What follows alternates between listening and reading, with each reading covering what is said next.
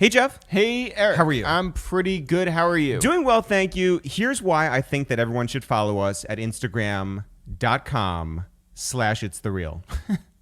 You ready? Uh-huh. Last week, you and I went to a Chuck E. Cheese for the first time in our lives. Already this sounds crazy. It is crazy. No. It sounds crazy because you're setting it up to be like, hey, last week the two of us, two adults That's right. with no children. That's right. Went to a Jeff, in Chuck all of E. our Cheese. in all of our years, all of our 22 years on this planet, never been to a Chuck E. Cheese. Never, but nobody expects me to go to a Chuck E. Cheese, especially not now. The weird part is not that I have not gone. The weird part is that I have started going at age whatever I am. 22. Yeah. When I took a picture of you sitting all alone in this Chuck E. Cheese. Huge Chuck E. Cheese, I don't know, it's not like the cafeteria. No, it was the eating area. It's like the smoking area. Yeah. The adult area. Yeah. I was sitting, there were like 45 booths nearby. I put it up on Instagram stories. And I said I was there for the vibes. That's right. Yeah. Were you there for the vibes? I was there because your friend Jeff, I wanted to go. I went and you said you would come along. Don't say I wanted to go. You went because your friend has a 1-year-old nephew that she takes care of. Yeah. And that's why we went. Because if you say I wanted to go to Chuck E. Cheese, and it makes it sound like you are an adult who wanted to go to Chuck E. Cheese for like what, the cuisine? Jeff, the pizzas that they like recycle? We did not. The games? We did not. But we did go. We did go. And we put on Instagram stories, and you guys should follow us at instagram.com/itsthereal. So we walk in there. And first of all, there is a velvet rope and a security guard. And he's like, who are you here to see? And we're like, this kid. And he's like, great. Removes the velvet rope, says straight ahead and to your left. Yeah. And we walk over there and found nobody. There was nobody there. No one. It was an empty table. Not even Chuck E. Cheese. Yeah. Just us. And so I'm just like, oh my God. Because you can't walk around and like expect, like, if they're here, you got to go like, no. I thought that this girl had played a trick on us. You know what? But yeah, me. I mean, the trick was that I was also dragged into this thing. I did text her beforehand and say, if this is a practical joke, it's great. I think it's really funny. Yeah. It was not. I did not find it funny. They showed up 11 minutes later, and here's a couple things. Exact. It was exact. Jeff, there's a few things. More than a few things. I don't know. It's confusing for an adult to be there at Chuck E. Cheese. Are you kidding? And yes. And beyond the way that Chucky, I was a mustache away from being arrested. This is true. The way that Chucky sings "Happy Birthday" or gets the kids to sing, bizarre, weird. It's so he coaxes the kids. Not even him, his attendant. That's right. Comes over and says, hey, Chucky wants you to sing the birthday song. And so the kids are all excited and they sing Happy birthday, all that. And it never sounds good. No. And then Chucky is like, he shakes his head and the attendant goes, boo! Boo! You have to do it louder. Chucky says to do it louder. First of all, Chucky did not say to do it louder. The attendant does. Take some ownership of your That's right. dumb bar. And then also, how dare you boo these children who don't understand that they just sang the birthday song. This is their first time. At least we're adults and we know what a boo is. Yeah. We've heard many boos in our career. Yeah. But to be a 1-year-old or a 3-year-old or a 5-year-old or whatever and get they're this just so confused on a day of celebration. Which I guess is sort of funny for me. Oh, that's what you got out of this? Yeah, I enjoyed that part. If you're Chucky... And by the way, he does it every single time. Every single kid who has a birthday... Well, here's what I think is the most horrible. Okay. Is that you hear this clapping and this rhythmic chanting and people are just like, Chucky, Chuck. And he must hate that so much. He must be at home. Have you ever been on the Reddit pages for Chuck E. Cheese? I have not, you creep. Oh, I don't... It's like I'm like looking at... I'm not looking at other families being like, hey, what's the best... Are you? But why'd you ask that, Jeff? Now I'm like rationalizing how creepy I can be on Reddit. But I was gonna say can be. Okay, listen. I am not creepy on Reddit. Let's just say this. I'm just digging myself into an awful hole. There's weird things that happen there. The animatronic Chucky who turns and like stops and looks at me, and I'm like, I know, I feel weird too. Everything is bad about Chuck E. Cheese. Well, I will say We all enjoyed ourselves. The whole family had a great time. The 1-year-old had a fantastic time. And we are proudly sponsored by the good people at Chuck E. Cheese. Oh, my God. And their D-list cartoon characters. That's right. That look like they're from the Ukraine. Did we take a picture with Chucky? Sure did. Damn right we did. Yeah. But Chucky's not the guest on today's podcast. No, that's next week. We had to push it back because we wanted to start off this month with our friend, Dr. Jessica Clemons. Yeah, it is Mental Health Month. It is May. And by the way, as we say with Jess, it could be Mental Health Month every month. Sure. We're just happy to celebrate it with her right now. Dr. Jess, you may know her on Instagram, Ask Dr. Jess. She does these amazing, basically free consulting for therapy sessions every Sunday at Ask Dr. Jess on Instagram. So you should follow her too. Yeah, also she's been on The Breakfast Club. Beyonce has featured her. Solange has featured her. She has interviewed so many people like live, Swiss Beats and ASAP Ferg and Rhapsody and on and on and on. But who is she? Well, we're going to find out today, aren't we? Oh, no, I mean, I was asking rhetorically. Oh, yeah. I wasn't like, wait a minute, I didn't learn anything from this hour that we sat down for. No, but she's a great Southern girl who is extremely proud of her Southern roots. She was part of a military family. She moved around a little bit. She dealt with some ups and downs over her life, as people do. And she has followed through on her dream, which is to become a doctor. But then she doesn't become a doctor. She becomes... Well, that is a doctor, Jeff. Well, she is Dr. Jeff. At first she was going to be a medical doctor. Yes. Now she is a doctor of psychiatry. Which we celebrate because this is... Mental Health Month. That's and right. It's also the 1-year-old's birthday. Anything else you want to tell the people before we get into this episode? Yeah. I had great success. I had great success last week when I told people to review the iTunes. That was great. Love that. Had a little jingle for it. Yeah. I could do it again. I think you should. Hey, you listening to the pod? Go on iTunes and review so I can save my job. One more time. Hey, you listening to the pod. The pod. Come on. Save my job. My job. One time. Hey, you listening to the pod? I don't need to let it Get on iTunes and review so I can save my job. When? Now. Oh. Yo, what up? It's Eric, a.k.a. April 31st, a.k.a. Maybach. Yo, what up? It's Jeff, a.k.a. Only Gets Better with Time, a.k.a. Morse Day. It's Dr. Jess, a.k.a. The People's Psychiatrist, a.k.a. We're going to get this done today. Yeah. Yeah, it's your third favorite podcast to waste time with It's the Real. Jess, what's happening? Oh my gosh, I was not prepared. That was exciting. You didn't have an AKA, but you are an AKA. You're an AKA. AKA. Important. Oh no, you've let all of your sisters down. Oh my gosh, and no one ever knows that. I'm so impressed that you know I'm an AKA. I'm going to like Nardwar it up this entire interview. Jess, happy Mental Health Awareness Month? Yes. Or is it Merry? I mean, yeah, how do you celebrate Mental Health Month? By doing things like this, talking about it, talking about mental health, talking about mental illness, getting everyone excited about the conversations around taking care of our minds. We could do it like the other 11 months too, can't we? We definitely can. Yeah. I do it the other 11 months, but I think this month is really nice because a lot of people who don't talk about it are. So that's how I celebrate it. Totally. But like around like the office, are you giving everybody high fives like May 1st? Like what is how is the conversation different? It's just that it is happening? Yeah, I mean honestly we're not giving each other high fives, sadly, but I think next year I will implement that. Yes. Every day. Yes. But seriously, I think it's a good point. We should get excited about it as a community, but I really think a lot of it is the excitement, maybe more so in like the world outside of mental health. Like in psychiatry, we don't really talk about I'm at Bellevue, and so we get a ton of emails about this month is this and this month is that. They haven't sent out anything for this month. So. Wow, that really fucks with your mental health. Yeah. And that's why you had to come up here. Exactly. Yes, get the message out to our friends over at Bellevue, who, by the way, our mom was hit by a car on October 17th. Yeah. Oh, no. Yeah. I mean, she's okay. She's fine now. Yeah. Full recovery, like totally fine. But, But because it was a trauma and because it was like right around the corner where she got hit, she went there. And our aunt actually volunteers with some children at Bellevue. But other than that, we didn't really know Bellevue very much.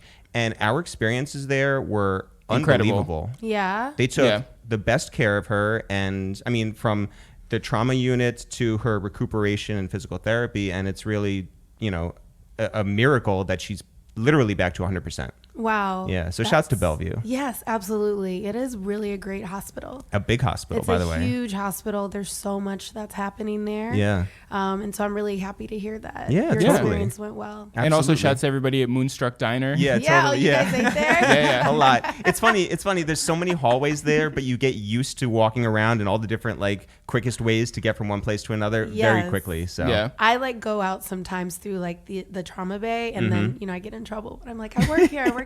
By the way, I wouldn't want to go through the trauma bay unless I had to. It's a fast way to get out of Bellevue, so you do what you have to do.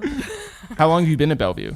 I'm in my residency, so it's NYU residency, and Bellevue Hospital is one of those. So I've been there 4 years. Yep. Bellevue, Tisch, or Langone Hospital, which is just next door in the VA, all of that's considered NYU Hospital. Right on. Or hospitals that NYU residents work in. Obviously, mental health is very much a part of the conversation as at large. And, when people are looking for a therapist or a psychiatrist, what makes a good psychiatrist or a good therapist for somebody? I think the first thing to think about is good fit in terms of how you feel the first time that you meet with them. I don't think that you should expect your therapist to Be your friend. absolutely Follow you back on Instagram. No, none of that. But don't actually expect it to be this warm and fuzzy feeling when you're meeting someone for the first time and you really know that this is a lifelong friend or whatever. But someone who looks like they're listening, they're reflecting back to you what you're saying in a way that you feel understood. Definitely for a therapist. As far as a psychiatrist, I think looking for someone who is not quick to diagnose and really to kind of work with you over a couple of sessions before they decide what they think is going on. Because that's another issue within mental health is there's a lot of misdiagnosis that can happen. So if you're seeing a psychiatrist and they're just kind of rushing through, I would kind of see about going back or getting more time to have the diagnosis fleshed out. Well, how about people's expectations going into a first meeting? Maybe they would think that all their problems will be solved or anything will be uncovered in that first 45-minute session. That's how I approach dating. Yeah. I figure first meeting, so. everything's going to change. But honestly, any relationship, you should have some sort of expectations, right? Yeah. So what should you expect in a first meeting? The first meeting, do not expect your problems to be solved. I'm glad that you said that. Yeah. I think I always forget that in the position I'm in. I'm the one providing the care. But certainly the first session is really an opportunity for your psychiatrist or therapist just to know you and learn about your history. They're going to ask a lot of questions that really are not necessarily even what you're coming in for. Questions like, where'd you grow up? Questions like, do you use alcohol or drugs? Any of that. But to your point, the first one, just expect to give a lot of information and also just to kind of fill them out a little bit. Oh, it's like a podcast. Yeah. Yeah. So with that said, Jess, where are you originally from? I'm from Huntsville, Alabama. Yeah. Do you guys know where that is? Yes, I know we it's in do. Alabama. Yeah. I just told you. Yeah. I'm from Huntsville. It's like a military town. Mm-hmm. So Were your folks in the military? yeah, my dad was in the Army. Okay. So that's how we ended up there. I mean, I was born there, but my family ended up, being stationed in Alabama. And that's kind of where I grew up. I grew up there and traveled the world a little bit, but I always came right back to Alabama. So you were living off the base? It varied. So a little bit of the time I was there, we were off of the base. And then we did move on to the base. And that was kind of interesting. They had literally on the porch, they had the names of the military servicemen on the porch, a name. Wow. It's kind of weird. So Yeah. if you're driving through the neighborhood, you can see the name who lives- exactly of who lives in that house. Whoa. And Yeah. do you befriend then all the other kids whose parents are in the Army? Yeah, I mean, when I was living on the base, absolutely. So they had a YMCA equivalent, so I would go there after school. Really? Yeah. Is it weird or is it normal while you're living there? It's normal, I think. Now I have to Everyone's in think the about same it. business, yeah. Everyone's in Yeah. the same business. I think it felt normal also because we didn't go to school on the base. Mm-hmm. So, you would take the bus and then go into the town literally through the military gates and come back on the bus. And so it just felt like this was our community. So your father was active then? Yeah. And so where would he have to go? So he's been to Texas, to Korea. He would travel to those areas, and that's when we would stay Yeah. on the base. you can't travel to some of those places. What was Desert Storm like for you? Oh, I don't even remember. Yeah. So my dad wasn't, he didn't actually have to go, luckily, into like duty for war. So what I recalled during that time was just the same old life that I was having. Yeah. I think what was more difficult was the times when he would have to be stationed away for us for like a year. And this is before there was social media and It's a long the time. internet was just getting Yeah. started. Yeah. And it was like AOL long distance dial-up. phone calls and letters. Yeah. Yeah, and actual like photographs that you have to take a picture of and get it. Or sorry, photographs, and then you have to actually get them. What do you call it when you get them? Like you go into the pharmacy and then they. Oh, printed or Yeah. I didn't even do that. Has it been that long? So were you in a big family? No, so it was just me, my brother, and my mom and my dad. So four. man, so shout out to your mom first of Yeah. all. Shout out to moms. A year is a long time away. So when your dad comes back, do you feel like it's been forever? You do, actually. Yeah. So I recalled, when he would come back, it would just feel exciting and also kind of, we'd all be a little nervous to kind of get back into the swing of things. I had my mom who was disciplining and, being responsible for cooking and taking us to all of wherever we needed to go. And then my dad comes back and it's like, how do you navigate that? Sure. So it was stressful for the family. I mean, my parents ended up divorcing. Oh, is that right? Yeah. So I think it was because of, all of the stress of being a military family. Yeah. Yeah. When was it? How old were you? I think I was like 13. That's like a really pivotal time. Yeah. It was. I didn't realize Yeah. this was going to be a therapy. sure. No, Yeah, I mean, yeah, like, yeah. well, I mean, maybe love it is. Yeah. I'm like, oh my gosh, I have to think about this. Yeah. Usually it's the other way around. on the Yeah, I podcast, bet. So I know you did talk about on like Breakfast Club, like, do therapists like see other therapists? yes, they should. So I'm in my own therapy. My journey into psychiatry was not really like straightforward. I thought I was going to go to medical school and do like family medicine or OBGYN. And I did love all of those specialties, but I really loved psychiatry. And it was while I was doing that rotation that, I kind of decided this is what I'm going to do. And then in my residency training, one of my attendings, who's really phenomenal, he told me, like, you should be in your own therapy. And I thought that was bizarre, but I'm happy Yeah. he Did you said take it. that personally? No, I didn't, because I really trusted him. But I think if I didn't, I would have thought, what do you mean? Because it's not a requirement. Yeah. So because it isn't, you don't necessarily have to. And so if someone tells you that you should be in it, what do you think Yeah. about yourself? But I'm glad I did it. I think it's really important for a therapist to experience what it's like to be on the other side. And then also we all have our own biases that we bring into the room. So you're saying I should see several therapists? No, only one therapist at a time. Just keep getting second opinions. Yeah, exactly. Is your brother older or younger than you? So he's younger. Okay. So yeah, we're 4 years apart. Wow. So you were really like, not only was that a pivotal time for you when your parents split, but you're the older child and you lead. Yeah. So what was your guys' relationship like? We were really close, very competitive. I always say that my brother, his name is Isaiah. Shout out to him. Shout out to Isaiah. He is so much more smart than I am. Smarter. Smarter. Smarter. I think. No, but he is. He's like really, really genius. So I think that really kept us going in terms of pushing ourselves. I mean, he was like valedictorian when he Wow. graduated from high school. I wasn't. Okay. but Well, what were you top into? 10. What were you into? Yeah. Well, how many people were in your school though? Was it 11? Yeah. More like 250. Okay, so that's a Wow. big size. That's Pretty yeah. decent size. Yeah. Not nowhere near like No, like New not York like size. thousands or Yeah. whatever. Yeah. Yeah. Yeah. Yeah.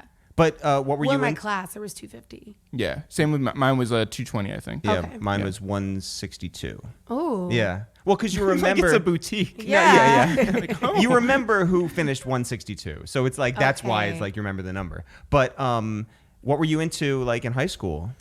I was a cheerleader. Okay. I think you can tell by, is that it? Is that right? So I was a cheerleader. I was in the band. I played alto saxophone. Right on. Dope. Yeah, I did not march. I All did right. concert band. I was really into that. I was like first chair, between second chair all of the time. All right. I was in every organization and club. What's the strangest organization you were part of? Looking back. Oh my gosh. Oh my goodness.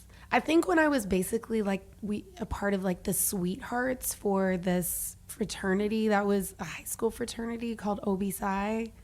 Okay, that was is weird. really weird. Yeah. Because what was my job? Like, I don't know. We just would like hold the jackets at like it was really weird. So that It I was sounds part like of it. that's like, you know, it's from a time when printing was still happening. Yeah, sure. Yeah. Yeah. So was there like an active like thought in your mind where you're just like, I'm going to be a part of everything because it's going to pay off later on? Like it'll help me get into schools or... Yeah, absolutely. And at the time, because of the printing, you wanted to have like the most pictures in the yearbook. Oh, right on. So that was a part of why we started to just join all the clubs. Yeah. So I actually should go back and look. I'm sure I'm like, Yeah, you're all over that yearbook. Were you in all yearbook over club? it. Yes. Oh, Okay. I was. I don't remember what I did, but I was on it so I could get in the picture.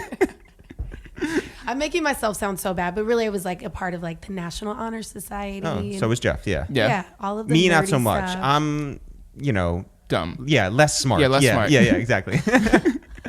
So did you enjoy high school? I loved it. Did you get your driver's license on the first time? I did. Okay. But we had this course. It was driver's ed. And did you guys take that? Mm-hmm. Yeah. Did your driver's ed, like, did the car have 2 steering wheels? Yeah, because And they 2 would have sets to. of brakes? Yep. Mhm. Yeah. Because So they I- can't trust you to just Yeah. drive off into like take that as a hijack situation. Yeah, exactly. Yeah. I thought that was so weird, but I knew I wasn't that like great of a driver right away. Although now I'm like excellent Mm-hmm. because we had to drive like down this one road, and then the next person would drive back. I had to drive down and back both times. Oh, you needed the help? Yeah, I think I needed that. I thought that you were like most confident, that you were just like killing it. No, it Voted was most because confident in he high kept school? slamming the brakes on my turn.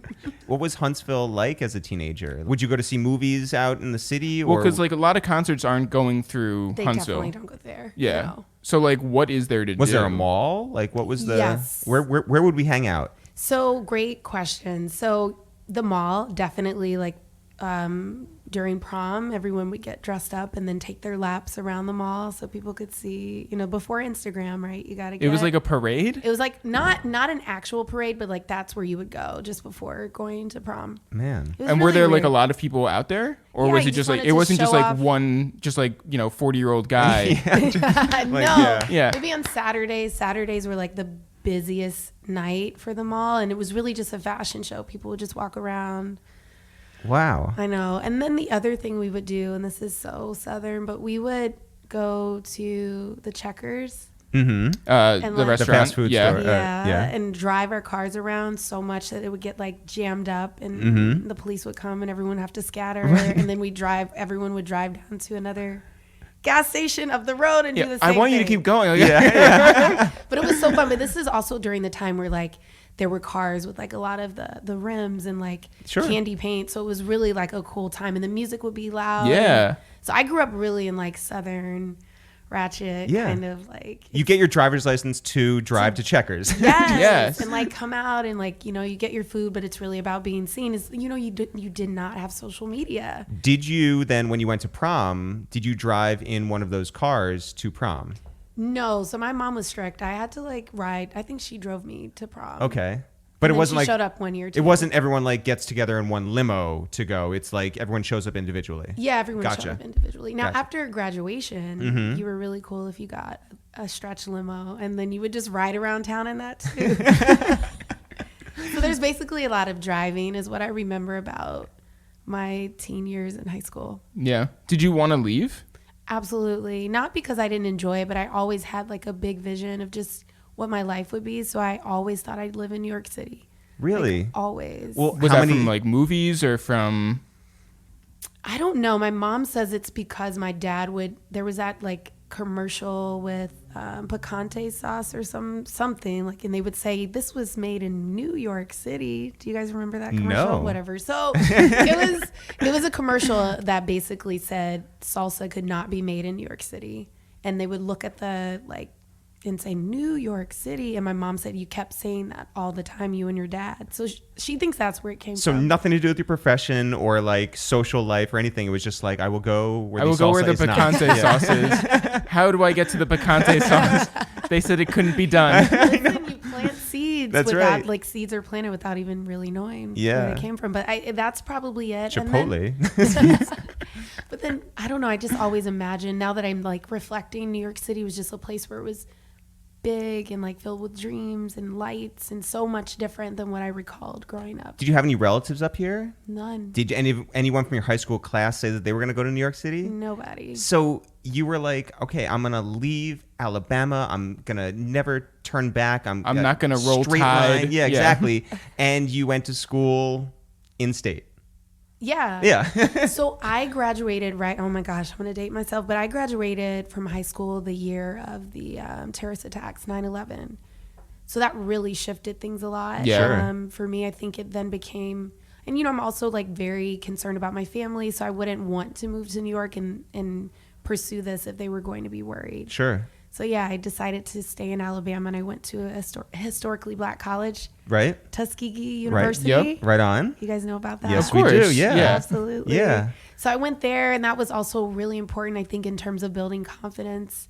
It's a great place. Did you ever consider any of the other schools around Atlanta? I don't know if I did. I think at that time I was really focused on trying to get the most scholarships. And Tuskegee gave me a full ride. Wow. So I was like, I'm going there. Yeah. Yeah. And then I had like enough scholarship money where I thought I'd get to have like some money in my pocket. Yeah. But that didn't work out Damn. that way. But did you enjoy your time at Tuskegee? I loved it. Yeah. I ran for Miss Tuskegee. I almost won. I was first attendant. What year did you run? 2005. So your senior year? Yeah, my senior year. Okay. Yep. So you usually run your senior year. My freshman year, I ran for like Miss Black and Gold, which is like the Phi Alpha fraternity. They're like queen. Mm-hmm. So I ran for that. I won, and everyone was pissed. Like, Congratulations. Thank They were you. pissed? they're like, "How is a freshman going to hold this position?" And? Well, how did you? I held it with Yeah. grace. Yeah. Yeah. Honor. Yeah. Honor. Well, what comes with that? Do you have to do like charitable things or something? You do. Like, yeah, we had to participate in some of the like charitable events that they would have. And then they also have like a state competition, and that's kind of where it keeps going. You didn't get to sit in like the first car at Checkers? If I had thought about it, yeah, I would have my crown on too. Yeah. Do you keep your crown? Yes, it's still in a little plastic baggie. Oh, amazing. Wait, what are some other things that you have kept from like your childhood? So I broke my elbow in 3rd grade, my left elbow. Oh. Fractured it, and I kept that cast for like just about until a couple years ago. Now? Oh my God. Was it signed? It was signed. It was like retro. It was like colorful, and Yeah. everyone in my class signed it. What made you throw it out? I think my mom tossed it. I think she just got rid of it. Like, we moved again from my house. So, when you have your like childhood room, Yeah. everything, it's like a time capsule. Yeah. So as she was moving, I think that got Did she lost. tell you? Yeah, exactly. I looked for it because I used to test and see if my arm could still fit in it. It kind of could. You were a very So tall 3rd grader. Okay, you kept your cast. I kept all of my AKA paraphernalia and like memorabilia. I kept all that. Kept like photos, teddy bears, Okay. but I think again it's because the room is like still there. And Did you keep any of the money from any of the charities that you helped? I never actually got to touch any of the money. Oh, you were so just there for show. That's just right, there- yeah. Absolutely. That's what a Yeah. treasurer is That's- for. Yeah. Oh, did you have to do like a special wave? Yeah. Oh my God. Did you have a scepter or something like that? No What- scepter. You only Okay. get the scepter, I believe, if you actually like. Or in a black frat? No, I think you get the scepter if you're like Miss Alabama or like the Oh. actual like Royalty. yeah. actual royalty. So that was your freshman year. Did you like your roommate? Yeah, so my roommates were all pretty cool. Like That's great. everyone was from out of town somewhere. Like a lot of my friends were from California. My first roommate was from a small town in Alabama, I believe like Pritchard or something, and she was really nice and we were both really like homely in some way. So it was nice to have someone to kind of explore the university and stuff with. So yeah. And then my 3rd year, I really got tired of having roommates. That's after like 2. Mm-hmm. So I stayed in a single room dorm. I'm a little bit of a loner. Oh, really? A little bit. Even though I'm extroverted but I do like my alone time. And Yeah. it's kind of hard to always like look at someone in their bed, Yeah. Well, okay. How It's a can little You don't have to stressful. like, explain why you would go to a single room as opposed to living Yeah. in a room of like 4 people. Well, okay, just jumping forward a little bit, like Okay. being in New York City, how can you express your being alone time? The subway? The subway makes you feel alone? It does a little bit. I think because I tune into like music or books, or I get through emails, and I find that it is, even though it's crowded, it is a time where you're by yourself. Yeah. That I also take walks, Have you ever traveled alone? I have, but usually when I arrive, I already like have a family member who's there. So I haven't. That is a goal I want to actually. Oh, really? I've never done it. Jeff has. Yeah, I loved it. I went to Barcelona and Paris. I know it makes me sound like very cosmopolitan, but I was broke at the time, and so I would just like walk through Barcelona and I would walk through Paris, and I was just like, man, this is just so different and so cool. But I didn't know anybody out there. I became friends with like the people I stayed in their Airbnbs. That was it. That's so nice. Yeah. Do you speak the language? Like French? I mean, I can. So I when I was in Barcelona, I would speak Spanish. Like I have serviceable Spanish. Good. But one, they don't speak Spanish there. And two, every time I would talk, I would say this whole preamble about how like, I'm so sorry, my Spanish is not good. In Spanish? In Spanish. Yeah. And every single time the people would be like, okay, stop. Just speak to me in English. Just stop. But like I had to like get it off to make myself feel like I'm doing my due diligence or whatever. Yeah, sure. And same in France, and I don't even know French. You would still use Spanish there? No, I would use French there. And I was just like, I'm so sorry, my French is no good. And they would just be like, just buy the baguette and get out of here. Yeah. Well, I do wonder now if that like, so you can use like Google Translate or something like that to just like put it over some text and it'll magically turn into English. Is that cheating? Like, is that not fully embracing another country and their heritage and their like language? I don't know. Yeah, I just feel like nobody, like, we're putting so much thought into things that nobody actually cares about. Like, I feel like the locals are just like, whatever is easiest. Like, so you're not in my face trying to speak my language. Like, that's fine. Yeah. Like, use the Google Translate. Go for it. That's fair. Yeah. Yeah. I mean, you have to do what you have to do. And if you're visiting, you're in and out. Yeah.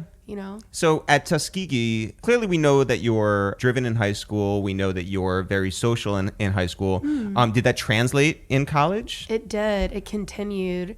And I think also what was unique for me was it was really the first time where I was in like a all black environment. Like my high school was pretty diverse, still more black students there than other groups, but it was purely like everyone on campus, my professors. And so that really gave me an opportunity to learn a lot about myself and to learn like there's nuance in terms of who I am. And yes, while that happens in high school, I feel like college years are really the time where you start to flesh that out. Totally. So yeah, I was really known for being the smart kid, and there were definitely football players who would look at my test. Really? Yeah. I kind of let people. Yeah. It just was like nice. Yeah. I mean, like, first of all, what are that you is the gonna nice do? thing to do. Yeah. Like, you can look. Yeah, but what happens if you get in trouble because they cheated off your thing? Well, I mean, you have to be smart about it. So I definitely did. Go on. I definitely. That's what made you the smart person. Yeah. You don't give them your entire. But I knew when people would look, I wasn't the kind of person that would hover over my test and try to like prevent it. Like, fine. Right. You can get these 3 or 4 questions right. But when I'm finished, I'm done. So it really was. See, what I used to do was I would just like literally hand my paper off. Oh, wow. Yeah, like I was brazen about it. That is. So that's what shows you about like the difference in race dynamics in this country. What a white man can get away with. Absolutely. I'm like, oh my gosh, I probably would have been kicked out of class. Yeah. I was definitely doing that in like 7th grade, 8th grade. Damn. Yeah. Like everybody could get some. Anybody who wants Spanish answers Here you go. Oh my gosh. Yeah. So what were some of your favorite classes in school?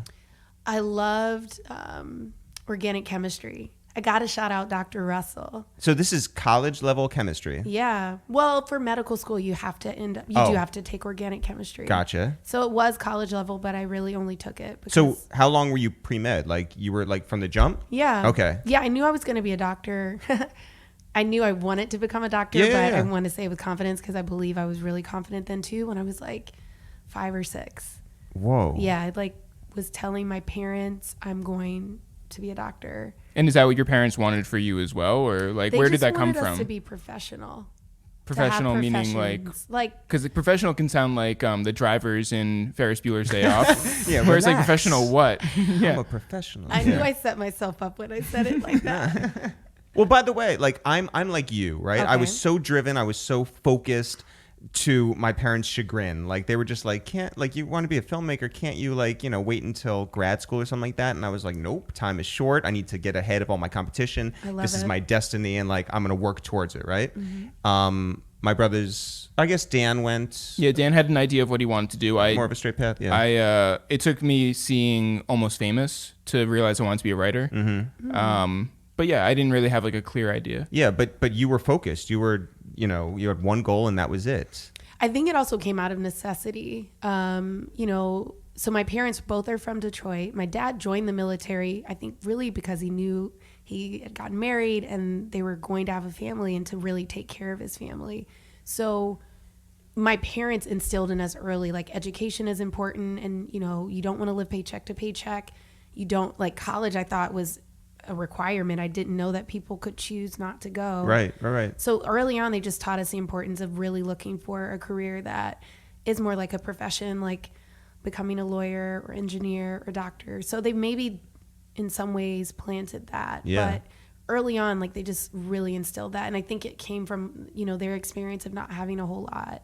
And really just thinking about what that could look like for us if we had the same, my brother and I. Yeah. Well, okay. So was the fear of like all the money that has to go into a medical education a real thing? It wasn't, because I realized that medical school, like, they give you a ton of money, and yes, you have to pay it back, but the whole premise of it is that your focus is purely to learn how to become a doctor or learn to be a doctor. So they give you all of the money that you need. And did you have a specific like type of medicine that you wanted to practice or that you felt you wanted to practice? Like general medicine. Yeah. Like the kind of doctor that you go in and see when you're a kid, pediatrician, or just, you know, a family doctor. General medicine was my favorite guy on the base. Yeah. Great dude. Yeah. What is pre-med like? So at Tuskegee, there wasn't a specific like pre-med track, meaning you were responsible for meeting with your advisor and learning what the requirements are or were for medical school. So it wasn't just like a track that you had to take all of these classes to stay in. So for me, it was just a matter of like, I majored in biology, and so I just did all of that. And then I paid attention to additional courses like organic chemistry and some other stuff. So it just felt like an extension of high school, just focus. And by the way, shout out to your brother for being smarter than the one who majors in biology and takes chemistry and is driven to be a doctor and all of that. Isaiah is a good man, a smart man. He's a chemical engineer, so that's even harder. Biology was easy compared to what he did. But you liked your chemistry class. And shout out to, who was it? Dr. Russell. All right. He was so cool. So he was like, he's at the time young African-American professor. And, you know, he would come in like dressed casually, but like obviously knew his stuff. And it was just really inspiring to see someone who looked like me and also was cool to teach something like this. And so his wife is a medical doctor, and he invited those of us who also wanted to be medical doctors to come over for dinner and like meet him. How dope is that? It was so nice. So these little things actually are so important for people who are looking for inspiration or need it, Black folks especially. Yeah. In your 4 years at Tuskegee, what is the best experience that you feel like you were so thankful to have? I think homecoming. Yeah, you guys watched Beyonce's Netflix For sure. special. Yes. And I'm sure you guys were at Coachella. We weren't. We were not. But thank you. Okay, I'm sure. I'm like, I see you all everywhere. I know. That is just like the most incredible experience.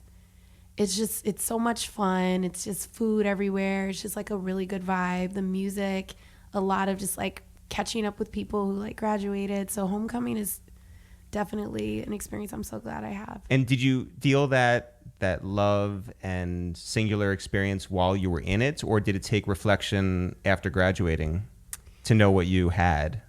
Definitely after graduating, you miss it. So yeah, I think I feel it more now when I go back, and then you realize also like people who aren't there, and you know, and reflecting on why they're not. You know, we've lost friends also. So, but when you're in it, it's definitely a strong feeling. That's dope. It's incredible. Why did you choose AKA, or why did AKA choose you? Ooh. Yeah. Oh my gosh. My mother always wanted to be an AKA. And I was still obviously in that phase of my life where I was pleasing my parents. So that's why I chose AKA. Yeah, all right. It wasn't for like Sorry, the pink and AK. green. It wasn't for the I mean, for me, I just always felt so dope on my own right. And Yeah. so I didn't like, I pledged my senior year. that late. Yeah. So for me, it wasn't You like, just did it for like you were like, okay, so I'm a Kappa or whatever, and then like you left. Or Alpha, what is it? AKA. Yeah. But Kappa is the guy. Right. Kappa Alpha Psi. My brother's Yeah. a Kappa Alpha Psi. By the Yeah. way, so our parents were Greek, and they, because I'm the older child. I mean, they were in frat and sorority. yeah, That's- correct. yeah, Yeah, Greek. Yeah, but I mean, didn't want you to be it's like implied our that parents they're were Jews. Greek. Yeah. Yeah. But they were both like, oh my God, Eric's going to college. He's going to be in the Greek system and all that. And I was Yeah. like, no, I'm good. Like, I'm socially great, and I don't need that. For me, it wasn't like I need to be plugged into this system to make that happen. You waited until your senior year to be part of that group.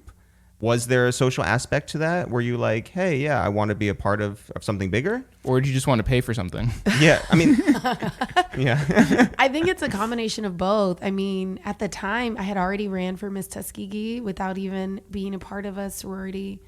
I think it's one of those things where it's just like tradition and making your parents proud. So, I joined it because of those reasons. But also, I mean, they do have a number of principles that in the long run, are reflective of my own. But it really was like tradition is so It's baked in. rich. Yeah. And it just almost feels like if you don't do it, then you're kind of odd. So you had to like rush? Well, it's different. So in like black sororities and fraternities, it's actually taboo if you are known for liking other sororities or fraternities. So it actually is frowned upon if you kind of are just like, I want to just be in a sorority. And then, it's usually between Delta, AKA Zetas are also popular. But if you show an interest in one and then you shift, that's kind of like bad news. Yeah. So that was kind of part of what they thought about me. And I'll tell everyone my line name was Babar, Like The elephant? the royal elephant. Clever, right? Yeah. That was why they thought I wanted to do Delta and, fine. But see, so it even was like not good to be known for that. Man. Yeah. But I think it was because I hadn't chosen anything so they could. So when you meet a fellow AKA now, do you is there any type of like anything that comes out of that? You guys saw my eyes. Yeah. Really, this is so bad. Oh my gosh. Not so much. Yeah. I haven't been active since I pledged. Listen, I mean, we have a lot of friends who are in sororities who are just like, it's not something that continues, and it's not These are not my sisters a for real life. relationship. Yeah. After graduation, are you again making it your mission to get out of town and come up to New York City? Funny how that works. So I thought I was going to get right into medical school, but I took the Mcat and I didn't pass it the first time. Well, what does that entail? Is it like studying like 24/7? Is Yes. it? And there's one date to take it, or At that time, there were like 2 dates a year. Okay. So it was still paper, and now it's totally different. And I think, you had like twice a year you could take it. It was either you took it and then you would have a score back before you applied, or you took it at the time of year where you had already applied and you were waiting on your score. My God. So I took it that round. But I didn't realize that you had to actually study 24/7. So I was like in my bed studying, like Super casual. Super casual. You have Yeah. a job at the same time Yeah, too? I was flipping through the book. Like, it's fine. I did these classes, but it was a very difficult test. So I had to go home. So I went back home. Well, how soul crushing was that? I thought I wasn't going to pursue. I thought I wasn't going to be able to get into medical school after You that. have one dream, and this is just like driving you off the road.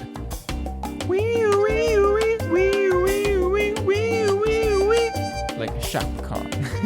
Why? Shop on itsthrill.com. The shop car is here. Letting you know that we've got mugs for sale. Is that the library truck of shops? It's a big white van. Come on in and buy We're a going mug. to Chuck E. Cheese. Get a t-shirt. Get what else do we have? Rhyme books. Rhyme books for sale, signed or unsigned. Someone was asking about signed rhyme books. I said go to itsthereal.com/shop. guess what? Like a shop car. See, it's already picking up. It's thereal.com/shop. Get your mugs, your t-shirts, your rhyme books. You can also get a newsletter. Newsletters are for sale. Newsletters are free. Let's get that straight. It's thereal.com. And now back to Dr. Jess. And so when that happens, how do you like recalibrate? Like what did you think I'm going to have to do something else? Or was it just like, no, I'm going to actually buckle up and try this again? I think I was stuck in the middle of those two thoughts for a while. Part of it was I had told everyone I was going to be a doctor, so now I have to explain myself every time I'm not. Like, you're still not in medical school, so I knew I couldn't just quit. But I thought I had given everything I could to that test, so I really felt like, well, maybe I'm not smart enough, actually. You're no Isaiah. Yeah, no Isaiah. But I ended up taking a job at like a federally funded health program, and like I was working in the clinic there, helping out with like the nursing staff. And I ended up working after that because a drug rep came in, and I had my like degree, so I went into that field for like a couple of years. And while I was there, the doctors would ask, like, "What's your story?" And I would say, "Oh, I was going to go to med school." So they were all just like, "Give me a break. Like, you can't do this." And so that's really what kind of got me back focused and inspired. So I did a post-bac program at Southern Illinois University called MedPrep. The Salukis? Yeah. And that's a great program. Anybody listening to who's interested in medicine, MedPrep, it was great. So they really got me back focused, and I took the Mcat and I did so well. Well, first of all, congratulations. Thank but you. I do want to talk about so you were a drug rep and you were running around the country, right? Because that's like you have to like drive around and go to different places, educate doctors on what all these prescriptions are, right? Yeah. That's a very lonely experience, I think, right? It is, but so that's where I like got my driving skills up even more. Yeah, Because killing them. I was Yeah. killing Yeah. it. I mean, not like literally killing anyone. But Right. Yeah. And my Impala was really nice. All right. That's like all of the company cars. So it was lonely, but you meet like other reps along the way, and you end up just talking on the phone. It was kind of Well, how big was your? My territory was 2 cities in Alabama. By the that's way, not bad. I thought it was gonna be like states. No. There was a girl who used to do that, who went to high school with Jeff, Marissa. Yep. Who drove around and would talk to the OnStar. Oh my god! Like that was her like connection, No, so I would listen to music a lot. That's how I love like American Gangster. I remember I could still imagine the road I was driving down. It was a country road. Yeah. No cell phone service. So I had that whole album like pretty much memorized. Man. Don't ask me to Yeah. No, we now. won't. Yeah. Well, no. My real question is, have you rapped it for Jay? Oh my gosh. No, but maybe I should. Yeah, Yes. I think you should too. Do your own B-sides. Exactly. So after college, our parents, would press me into like, take a temp job, like just, because they didn't share the vision at the time, and I did take a temp job that was around, event planning for these pharmaceutical companies. And it always struck me as so dirty. I was just like, we're making the coolest event so that these doctors will use this medicine, and it's based off the popularity of it and the fun time that they had in that evening, rather than perhaps the medical effects of this actual medicine. Did you have any point where you were just like, I don't know how I feel about this? So at the time I didn't. I worked for J&J, and so I think already they just have like a very positive kind of, reaction when people think about that company. Yeah. So that was, I think, one piece of it. And the medication that I was responsible for kind of representing was an antibiotic. And so, That's people need a that. good medicine, yes. Yeah. Wait, were you Miss Antibiotic? I was. Yeah. I would come in the With the office. scepter, yeah. I would come in the office and they would just like, oh yes, let her back. So that was nice to finally have it all. But I think after the fact, so, a lot changed even when I was there. So, you could only spend so much on dinners or lunch. So they took out a lot of the lavish, I think, history of what it used to be. And I found that doctors were not as impressionable. That's good. And a lot of them would push back if I, present it. Well, this is one difference between this medication, and think about it for this patient.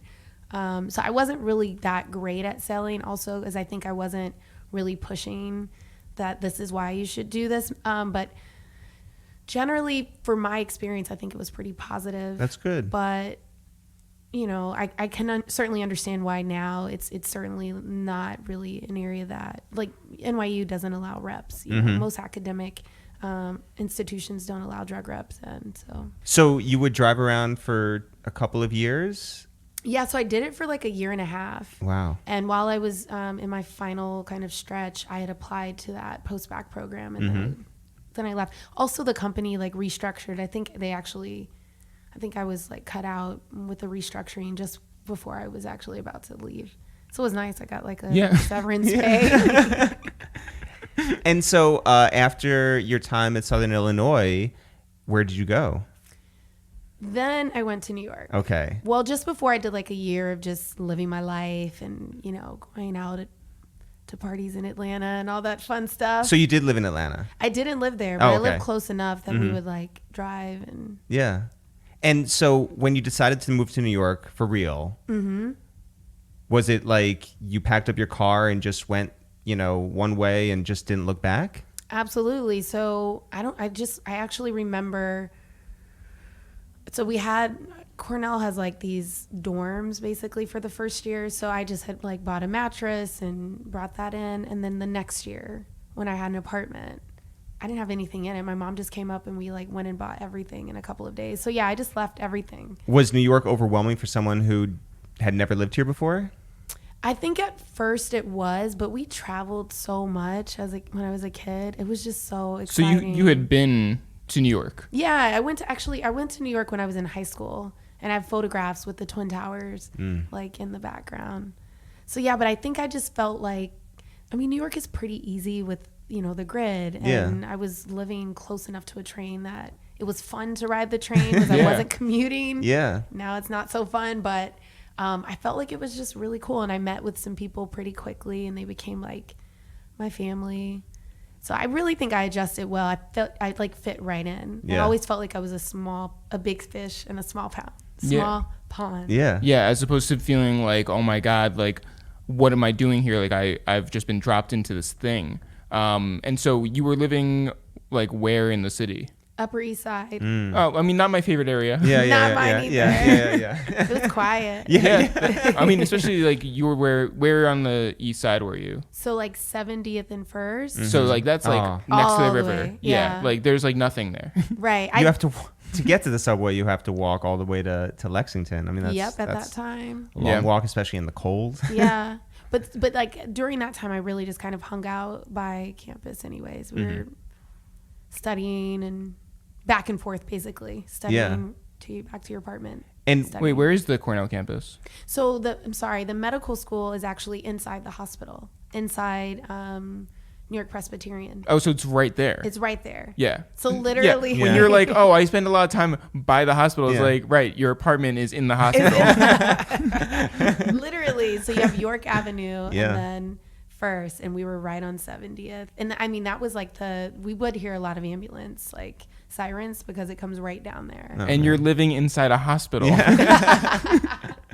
It gets worse. And if you stay as a resident, the towers are next door, and they actually have like a tunnel that you can go under your apartment and go directly into the hospital. Oh, so your whole life is just there. That. I couldn't do that for my own residency. Everything about that sounds terrible. So what was your medical school experience like? Was it just overwhelming?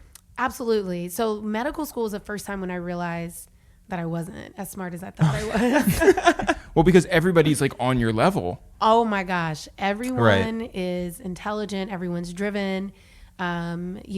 Again, like I came from an environment where my studying style worked. Yeah. I didn't really have to do more than just like sit in bed and flip through a couple times or maybe read it in my car. People were like killing it on the exams, and I was finding myself struggling. And then I was also like for the first time in an environment where I was like an actual minority in terms of numbers. So that was also really kind of a culture shock. Yeah. How many other African Americans were in your program? 5 out of 101. Holy cow. Yeah. And technically, one person was West African, another's East African, Haitian. So like there was very still different experiences. very Yeah, exactly. different. Yeah. I mean, they were still American, but their families were also Right. yeah. So I mean, it was really different. And then, you know, I like to consider myself like black. I'm like, I grew up where we were driving around the Checkers and we're playing like Pastor Boozy or Troy. whatever. Yeah. We're like listening to Project Pat. And then I'm in an environment where people are not really sure how to receive me. And it was so different than all of my experiences where I could be campus queen and still be smart. And, you know, so it was definitely difficult. Who could you lean on? So I met my husband. I met Law. He was definitely an outside kind of resource, right? So he was so encouraging, and like we have a lot of really good memories in terms of him helping me out while I was studying and just, you know, making sure I was okay. And so he would give a lot of good advice. And then I did find like a core group of girls who were all different, Jewish. I learned about WASP. I didn't know what that was. Yeah. That's a Can I thing. say that? That's a That's thing. Yeah, of course you can say it. So Yeah. they were, you know, You lived on the Upper lived East on- Side. technically I'm one. But we formed the Gunner Bitch Club. The Gutter Bitch Club. Gunner Bitch Oh, Club. Gunner Bitch So Club. in medical school, the gunners are like the people who are just not just smart, but like they are trying to like be the top Yeah. like student. Mm-hmm. So it's not really like good to be a gunner. So my friend, her now husband, he would like come in when we were studying and we would just be chatting, not really studying. He's like, what is this, the Gunner Bitch Club? And so we got mugs with it. That's great. That's really great. So shout out to Leah. I love Yeah. you. Was Law a good study partner? He was like, he would let me listen to his heart with the stethoscope, you know, and Oh, so he was like, he's like my patient. yeah. I thought you were gonna say like, you know, flip cards or something like that. like was he learning a lot of like terms, just Yeah. like? Not like that. Really just helping me to like stay focused. And we only ask you because Law refuses to do this podcast, which has been a long-running thing. Law, for people out there who may not know, is Law Parker, who works at Rock Nation, and he has had an open invitation to come on the podcast. And Also, he like built hip hop. I know, yeah. But beyond that, anyway. I love it. Yes, Thank yeah. you. Yes. So, where did you guys meet, by the way? We met at Nipsey Hussle's show at Irving Plaza. Wow. And it was 2 days before Law's birthday. Okay. Yeah. So it was kind of interesting. So I was there supporting a friend who was opening for him. And interestingly, I was listening to Nipsey Hussle like during medical school, because I was struggling with like this identity, who am I? And Bigger Than Life I had like on repeat all the time. And still that like song gets me really inspired. So we met there, and then literally we never separated. Well, We've what been was together ever it? since. What was it about him that you really like fell for? I fell for the fact that he was not really pressed to like talk to me. So the story is I was running late, and it's on like our wedding website, so that's why this is cool. But I was running late. My friend said, "Okay, look, I'm gonna go in with our friend who's opening. You know, this guy says like he can let you in. So I don't know what Law's role was. I don't know if he was promoting or what. I don't know what he was doing, but he was a person that I texted. So he comes to the front. I don't even remember him in that moment, but I just know I get in, and then he never says anything else. But meanwhile, like every other guy was just like, Right. you know, Yeah, and trying that's to talk to you. Yep. Yeah, and it's just like that's what you're used to. And so usually, if a guy has your number, they'll like message you instantly. He didn't do that. But the next day he followed up because I got a little excited. And some guy called me a nurse, and I was like, "What? That's cool." And so he You're like, I'm a gunner bitch. Yeah. So I kind And of a was gutter like, that was bitch, yeah. pretty- It was after a night of cocktails, and so he followed up, and that's what I really loved. I love that he was like low key. And then when I started to learn about him, I'm like, this guy has a book, and like you said, hip hop, and the store was just. I was so fascinated. He is very Southern too. Yeah. Southern gentleman. Yes. So And he wears a Rock Nation hat, so he must be important. There you go. Yeah, exactly. So okay, so you and Law were good study partners, Yes. and you were making your way through medical school. At what point do you see the light at the end of the tunnel? You're like, I'm gonna be a real doctor. Oh, that's such a good question. I'm trying to think about when was that moment. Oh my goodness. I think it really came for me after step 1, which is like an important test. We have so many exams we have to take, and I passed it. As mind you, like my experience with exams were just very anxiety provoking. Like the Mcat didn't go well the first time. So I think it was after I passed that, And I knew that I would be able to choose like what specialty I wanted to do. And I can explain that. But I think that was a moment where I was like, oh, this is real. Because if you don't pass that test, or you kind of get stuck in this cycle of you need to get this test done, and then the more times you take it, it just looks bad for residency programs. It's like the most important exam that you have while you're in medical school. So I think it clicked then. And then really like residency is when it hits you. Yeah. Well, what was your residency like? It's been great. So, but at the beginning. Oh, at the beginning. I mean, it's pretty scary at first. So you go from wearing these short white coats. I don't know if you guys saw at Bellevue, right? Yeah. Some of those are medical students. They were not allowed to wear the long white coat. And that's how you know the difference. So you get this long white It's coat. like chefs. Like only some people can wear the black one. Exactly. Yeah. So I think the first day when I had that coat on, and now people call you doctor, and everyone else typically just calls you by your first name or whatever. So it was really surreal. And then you realize, oh shit, I have to know something. Yeah. And then you realize you do, like, you know enough. And you're in an environment where you have more senior residents, you have attending. So it really is a great way to learn, honestly. And do you go and experience all of the different like wings and all the different experiences? That's in med school. Okay. So yeah, in med school, you try on every specialty. So surgery, emergency, OBGYN, peds, psychiatry. What was your least favorite? I didn't like pediatrics. And you said before that you wanted to work with. I know. I was so scared I was going to like break the baby.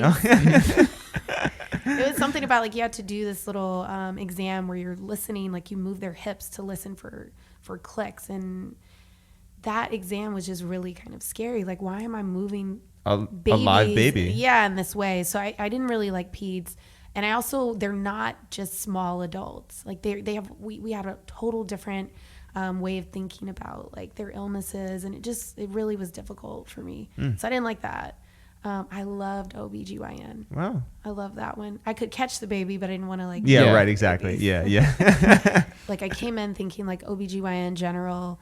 So I really did like OB, and I really considered that, and I did additional rotations. So I rotated in gynecologic oncology.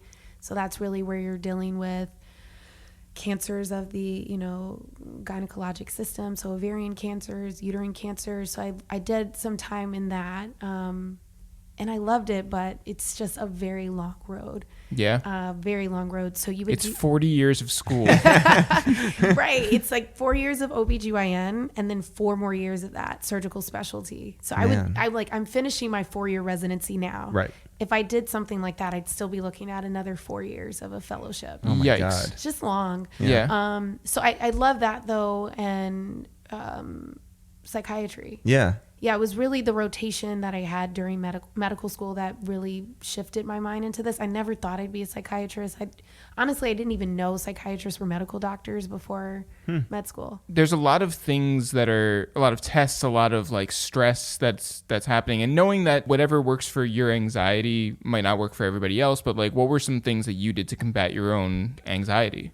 Yeah, so when I started learning about it, definitely in med school, I had no clue about it, honestly. It just was not something we talked about in like my home or community. So it wasn't until residency where I'm actually like a psychiatry resident. I'm, going to these lectures. I started to do like yoga as a way to really get in touch with like breathing. And I find that that's something most people don't think about. That when you're feeling anxious and your heart's racing, that if you can just come to your breath, learn how to slow it down a bit, you'll notice that your heart rate also comes down. So yoga was something I started and I loved, and then I got in my own therapy. And I found that was also a place just to let out things I'm thinking, but also things I'm not sure about, things I'm still trying to figure out. I think that there's a lot of people out there who probably certainly don't take their mental health seriously, or the idea of mental health seriously. I think people look at and it's unfortunate, they look at like the rest of your body in terms of medicine as more important. Do you feel like you found people who felt that way while you were choosing to focus on mental health rather than a physical rest of the body health? In terms of choosing my specialty? Yeah, thinking that it's a lesser type of position. Absolutely. The same way that like people think that dentists aren't real doctors, which they're not. Am I right? We all of us in this room. Jess is so uncomfortable with this joke. Jess is like, I know a lot of dentists. I have to see a dentist this week. I love my Lost dentist. Crown probably from like so much stress. Yeah, that's a very serious thing. Yeah, right not there. great. Yeah. Not good. I have Yeah. a huge hole in my Yeah. tooth. I do. But people think of it as a lesser, like, form of medicine. Yeah. I Like mean, Tom Cruise. Scientology. No, that is. Oh yeah, they think we're the devil. Yeah. They do. Funny story about Scientology, but maybe I'll say that later. Yeah, you don't want to end up on a cruise ship to like nowhere. No. A cruise ship. Oh Yeah. my gosh. Yeah. Yeah. That was good. Oh, I'll definitely tell you guys. So, no, but to your point, Yeah. absolutely. So, I mean, that was a part of my own struggle with like choosing between OB, psychiatry. I knew that I felt really excited about my work and like it fit with my life. And I knew, Law and I were definitely going to go the distance. So his lifestyle, like OBGYN would not fit with, traveling. And I certainly wouldn't be able to do this right now. I probably would be On call. asking Yeah. someone to push, right? Yeah. Setting up some stirrups. Exactly. Yeah. Right. So it really came down to choosing, but I did have like initial reactions. People were just like, what are you doing? My own family, I think they were concerned that I wouldn't have patients, particularly like, oh, Black people don't go to see psychiatrists, which in part, maybe not fully. Like, yes, certainly Blacks go to the emergency room more for the first time that they're treated. But to your point, it represented that this was like not a good choice. Like you went to med school to do this and you're going to spend the rest of your career explaining to people what the difference is between this and psychology is. Like, why did you do that? But it was a calling. Yeah. Well, I mean, I think that's a big part of it too, which is that you are doing good for people. Mm-hmm. You could be doing good for people by delivering babies, but you could also be doing good by people by hearing them out, helping them through different processes and putting them in line to help themselves. Yeah. Which is great. Thank you. Yeah. I mean, that's how I feel. I feel like this work is selfless. When was the point when you knew, or did you know, that Law was going to propose to you? I didn't know that he was going to when he did it, but we went. You had your finger measured or something, or We did. So we he was asking me like what kind of like stone do I like and like the shape, and so I was reading. I have like long skinny fingers, and they're like oval is best. Blah blah blah. So we end up going to Alex Todd. Mm-hmm. Oh, the ring jeweler? Yeah. Yeah. So there was this really cool like experience. So I'm in there looking at like diamonds and not knowing that I'm choosing my diamond. So like they had brought it out and there were all these diamonds I'm choosing, and little did I know, literally that was like a Wednesday. And then we went to New Orleans where Law's from, and Beyonce had her show that weekend, and he proposed that weekend. Right after the show, we went to Solange's. He proposed. Oh man. It was so nice. Yeah. So yeah, but I didn't know it was going to happen, but I knew it was coming. Yeah, because you knew that like you We- just I picked was out a stone. But I didn't think it would happen that fast. Yeah. Right. Like I was just like, wait, they're gonna put the stone in. I didn't even tell them like the kind of like fix that I want. I don't know. Yeah. So, but it happened really quickly once. And then how long was it between that and your wedding? About a year. Yeah. Your wedding was not totally how you planned it. Right. Totally not how we planned it. Yeah. It was in New Orleans. Yes. The weather didn't cooperate. Correct. Okay. There was just a light hurricane. Yeah. Yeah. So we found out about that light Hurricane Nate, the night before the wedding. Oh my God. Right. So we ended up, just because it's like such a great city. New Orleans is so much fun. Have you guys been? Yeah. Of course, Yeah. right? Oh my God. So I love that city so much. So we had all of our guests come the night before for cocktails, and I'm so glad, because Friday is when I found out from the city we couldn't get married in Congo Square anymore. And we chose that because it's a historical site, right? That's where slaves, they had the day off and they would go under Code Noir and literally trade and get to practice some of their own traditions. So we wanted to get married there. So the city's like, oh, you can't get married here anymore. And that was the day before. So we ended up getting dressed. We messaged everyone at the dinner that, hey, the wedding's going to now be at noon instead of 5. And there's going to be a curfew that the city's implementing at 6 p.m. So we'll see you guys. Yeah. And it turned out it was so beautiful. Everyone like stuck with us. We all ended up like going from the cocktail like bar that we were at to dinner. It was like 50, 60 people. In New Orleans, they're so chill. Yeah. They split the bill. Oh, wow. Think about that, right? New York is like, you can't split a bill. They were like, fine, we can do whatever you want. 60 ways? They didn't do it 60 ways, but they were comfortable with like, what are we doing? Yeah. I love it. They're just, that's how you know you're just too uptight in New I love York, that city. right? Yeah. But it went great. So then the next day, on Friday, when we knew we ended up getting dressed, took all our pictures. So that whole curse about being seen, we had to like get rid of that concept. And then Saturday, got up bright and early and got married. And so the venue where we were going to have dinner, they have a lot of rooms.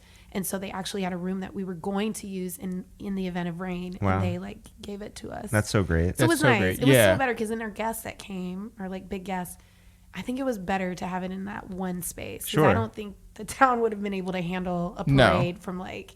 Yeah. So I think it worked out. Did you have an official photographer? We did. Okay. To be fair, was the official photographer's photos better than Lenny's? Oh my gosh, I love both of them too. Good answer. Lenny Yeah. still has like probably a reel full of photos that he didn't give us yet. Yeah, by the way, that is Lenny. Like Lenny, give us our wedding Yeah, pictures. yeah. We actually had Joshua Kissy. Wait, did he just hit you back and be like, got you? I'm Like, gonna send it to you. I'm gonna send it. He just laughs and kind of finds a way to walk off. But the ones he sent were great. I bet. But our photographer was wonderful, Joshua Kissy. Shout out to him. Yeah, you guys know.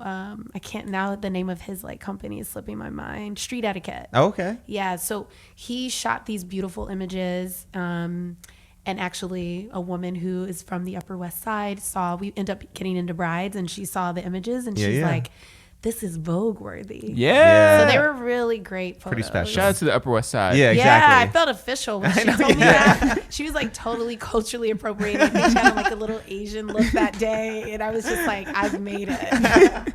When it does get into like Vogue and all these things, like what did you think growing up, you know, of like what your wedding was going to be? Like, did you think it was going to be this national thing? Like, that's got to be like so crazy. I didn't. I mean, I just think I'm so weird.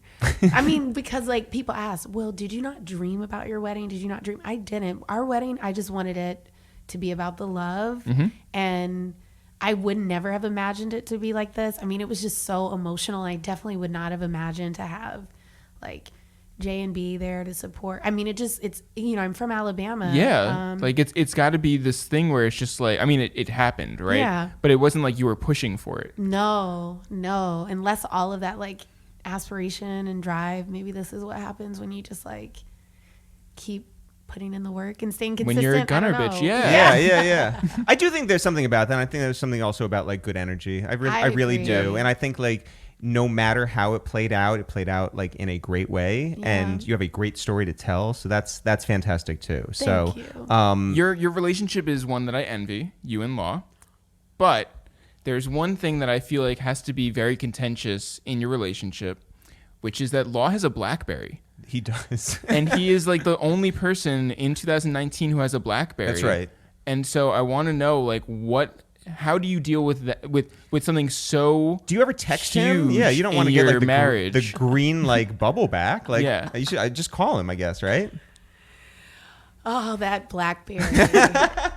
He has 2 BlackBerries. Oh, all right. Yeah, one is really good at taking photos. Yeah, the other sure. Not so much. Yeah. I mean, he gets away with like when I can't tell if he's read the text. Yeah. So. Yeah, there's that. That's good. But I've always let Law be him. Like whatever he wants to do, Yeah. it's fine with me. his best self? Yeah. It just so Yes. happens that his best self is not that good for everybody else. That apparently he says that phone is supposed to be the most secure Oh. phone. Mm-hmm. Yeah. I mean, Sure. guess. Yeah. sure. Go with Whatever. yeah. Listen, like what is it? Like what's his and yours is his, right? Yep, absolutely. Except it's usually the other way around. One of the things that I think is most special about what you do is your Ask Dr. Jess stuff on Instagram. And you do that on Sundays. And we've tuned in and we've jumped in and we've asked questions and we've said hi. And I think that it's really special because not only are you providing a service for free for people, but you're also interacting with actual questions. Now, how did that start and how long will it continue? Yeah, so it started, I want to say, I think it was around like January or February of last year. It was when Instagram had that like polling feature that they added. And for some reason, I just wrote like on my Instagram stories, do you guys want to talk about anxiety? Just kind of asking. And I put the yes or no, and people said yes. And then, live was, I think, active. Wait, did anybody say no? Of course. Of course. Yeah. No, I feel people like are supportive. Yeah. Well, I think you still have a few like people who maybe they don't want to hear about it. Was it law? I did. Press no. But it started then, and I used like the live feature. So I said, hey, I'll go live at this time. And then when I opened up the live, at this point I probably had like 3,000 followers, and not like I have like a trillion now, but it was enough that having 200 people in there at once is a lot at that time. So when I opened it, there were like 200 people ready to talk about anxiety. And so that just like inspired me and got me more excited about it. And then it also helped me to realize, like, even though I think I know a lot and I'm helping people, there's still so much information that people don't know. Yeah. So, I plan to continue doing it as long as I can come up with topics. That's the hardest part. Well, but there's times like when, we saw you out in LA. Yeah. We were all at the Nipsey Memorial. And the following Sunday, I tuned in and you were talking about that. And I think that that's something too that's even bigger than maybe, it seemed like a bigger national moment than, or a worldly moment than, and this is no disrespect to these things, but when people go through a breakup or people have anxiety because of a job or little things that may seem more personal, this felt like a bigger thing and it felt like necessary in that time. And I'm glad that I was able to hear that from you. I know that for us, we were in LA for the week prior, and we were with Nipsey 2 weeks before that. Oh my goodness. In the parking lot. We were with Emery, we were with Nipsey, we flew out to LA the week of his memorial, and Emmanuel, Manny, she was on our flight and she was like, do you want to go to and people may know her from the podcast too. She was like, do you want to go to the store? And I was like, I don't know that I can, because the last time we were there was filled with so much like sunshine on every level, like spiritually, but also like physically, in the world, and a place where there was so much love in that whole day that we spent out there, to be taken and twisted in such a unfair and horrible way. I didn't know that I could do that. And so for the time that we spent out in Los Angeles, I couldn't explain how I felt or process how I felt. And it took a lot. And this is something small, but like seeing you guys at John and Vinny's afterwards, because we went there just knowing that we had to put something in our stomach and feel better. But seeing you guys there was like a wonderful surprise. Tuning in on Sunday and hearing you talk about your experience and talking about something that everyone else could relate to, whether they knew him or not, felt appropriate. So thank you for that as well. Thank you. Yeah. Wow. I think it really knocked so many of us off of our feet. I'm still trying to get to a place where I feel energetic about this work, because a lot of what I do, it really comes from moments and truly is like, this is what I'm thinking or this is what I'm seeing happening. And so this, I think, has just been such a devastating loss. And I actually didn't feel like I could do it on my own. I was just tearful all the time. And I actually asked for a therapist. That's why social media can be a really great resource. Is there a therapist out there who specializes in grief? And someone said yes. And so then we did the live together. And really it was because I wanted people to let's talk about grief, but also I didn't think I could do it on my own. It really was it still is very devastating. Yeah. It is. Yeah. And you see it play out. And I think, we lost our dad 10 years ago.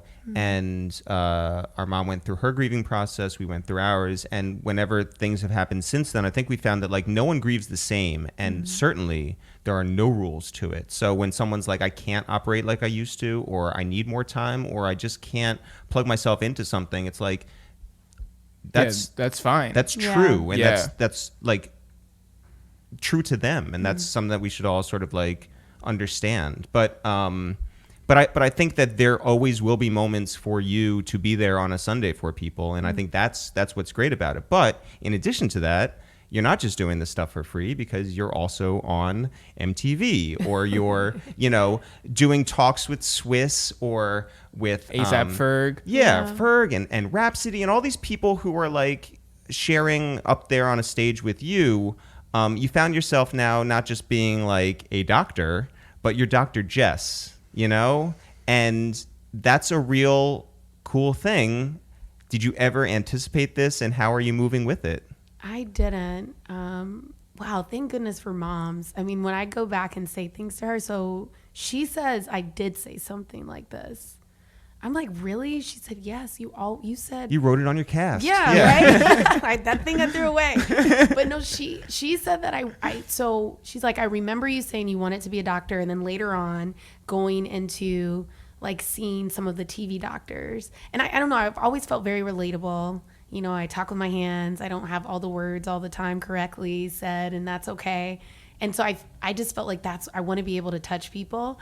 So she says I've always said this. I don't think I did. But no, I never thought it would happen. It really just, I have to give a lot of credit, certainly to Law. He's someone that when my lives were going on, I'm sure you guys got messages. He was really like, everyone tuned in. He was your manager. Yeah. Like he was really like pushing, and I'm like, what is going on? And and so it's been surreal. I cannot be like, I'm so grateful to the people who have sat with me to let me talk about their lives with them, and really in the effort to try to normalize conversations about mental health. Even the Charlemagne opportunity on VH1, it was crazy to even get asked to do that.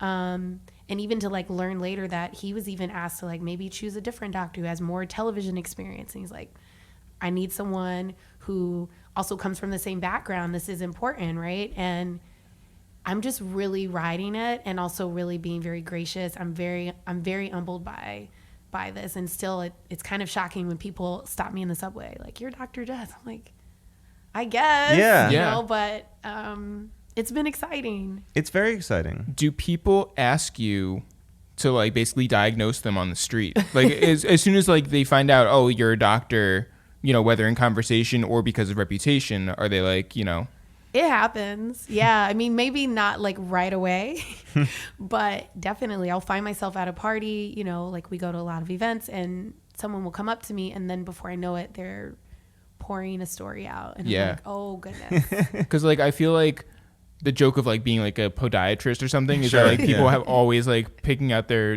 feet to like show you. It's like, so it must be the same thing where it's just like soul. Oh yes, like I'll be literally at dinner, it doesn't matter, but now I'm a little bit more aware of it, so I don't get so sucked in. I might like hear them out a little bit. I do give people space to talk about things, but then I'll reiterate like, I wonder if you are looking for your own therapist, or but it comes out all of the time. Yeah. And even in podcasts, that's why in the beginning I was like, usually the tables turn, and then I'm the one like doing the session. We've had to like send, like when we agree to podcast, obviously whatever you all wanted to do, I'm totally down for.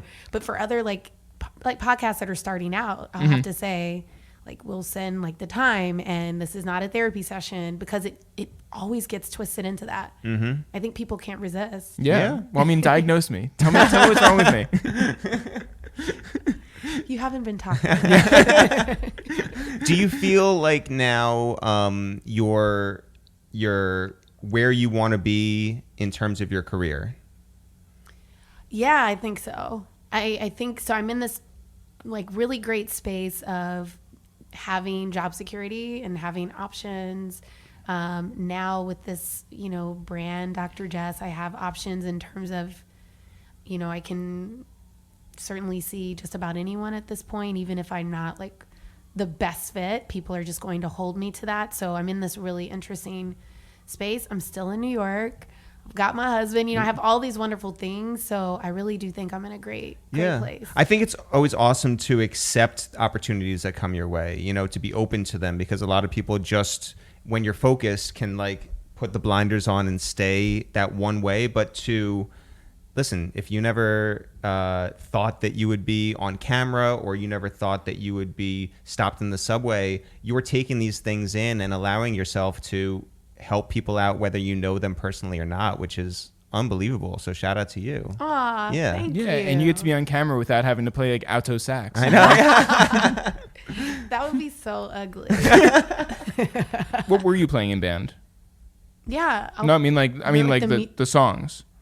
Oh, I don't even remember. It was all like music I had to read. Sure. That is what being in band is. Yeah. I don't remember any music. I know I did Somewhere Over the Rainbow when I ran for Miss Tuskegee. As in you played it on saxophone? As in I played it on my saxophone. A solo? Yes. And so the air condition was blowing and my music was flipping. And my brother came. I was like on this long platform. My brother like came out and he just like, not from the stage, but from like the stands. Yeah. And he like held my music. Wow. That's really nice of you. That was so nice. Can I just say, Somewhere Over the Rainbow is not meant to be played on alto sax as a solo. That's probably why I didn't win. I really... There's someone in the hospital in Bellevue who plays the saxophone in the stairwell. Oh, that's wait. nice, though. You just hear it? Yes. You don't know who this person is? Don't know who they are, but literally every now and again. Do you have your suspicions? I have no idea who it is. I asked my co-residents, like, who is it? No one replied. You don't walk by someone and you're just like, I bet that's who it is. You? Yeah. I should just open the door one day. Or wait. You should bring your saxophone into a duet. Yeah. Are you kidding? Yeah, my This is a parents would be sign. happy. Yeah, exactly. Yeah. It's going to be like in Maneater by Hall & Oates when you just hear like the saxophone and it's just like, yeah, and it's just a duet. Do you remember any of your cheers from high school?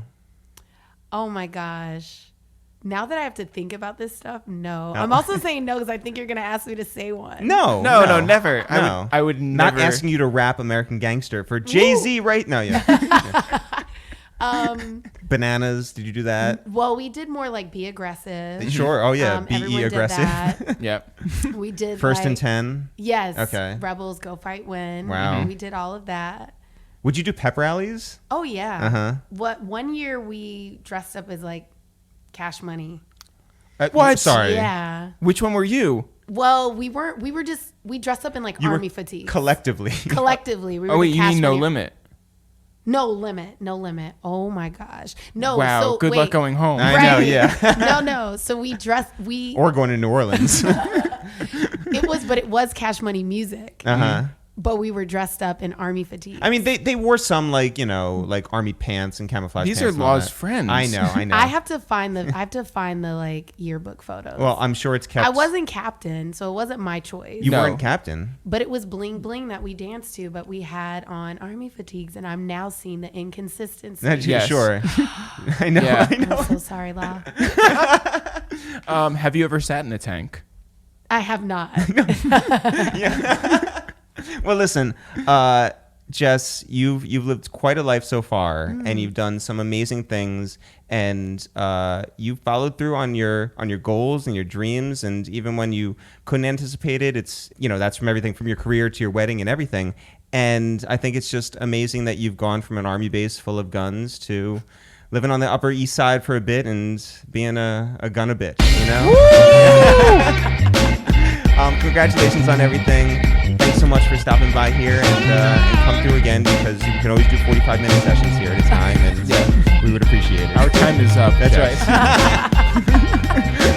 Thank y'all for having me. Thank you. I really enjoyed it. So much fun. Thanks everyone for listening to this new episode of Waste Time with It's The Real. Jeff, people want to find out more about us. I'm Eric, you're Jeff. Together we are It's The Real, no apostrophe, no spaces. If people want to find out more about this podcast, it's called A Waste of Time with It's The Real, and there are more than 250 other episodes that you should definitely dive into. And by the way, if you guys want a starter podcast, check out Bits The Real, which we put out last Thursday. It's a mini episode with all themed stories. It's a best of. It's a best of, and didn't we decide it's not a best of? No, it's a best of. People don't understand why it's not a best of, so it is a best of. It's a best of, and we did best of high school stories. We have stories from Jadakiss, from Cardi B, from Shea Serrano, and a ton more. It's The Real. Check that out. Same feed as Waste Time with It's The Real.